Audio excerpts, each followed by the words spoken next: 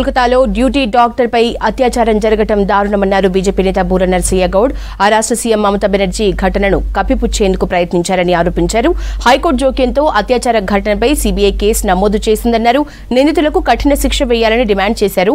ఇలాంటి ఘటనలు జరగకుండా ప్రత్యేక చట్టాలు తీసుకురావాలన్నారు బూర నర్సయ్య గౌడ్. దాన్ని కప్పిపుచ్చటానికి దీదీ అనే పేరునే భ్రష్టు పట్టిస్తున్నటువంటి మమతా బెనర్జీ దాన్ని కవరప్ చేయడానికి విశ్వ ప్రయత్నం చేస్తే చివరకు హైకోర్టు జోక్యం చేసుకొని ఆ కేసుని సిబిఐకి అప్పచెప్పడం జరిగింది. ప్రతి చిన్న అంశాన్ని గగ్గోలు పెట్టే అపోజిషన్ అలయన్స్, ఇండి అలయన్స్ ఏదైతే ఉందో ఈరోజు గాంధీ 3 కోతుల్లాగా చెవులు, నోరు, కళ్ళు మూసుకొని ఉన్నాయి.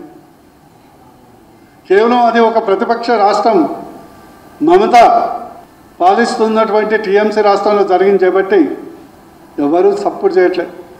నోరుకు ప్లాస్టర్లు వేసుకున్నారు, చెవులు మూసుకున్నారు, కళ్ళకు నల్లగుడ్డలు పెట్టుకున్నారు.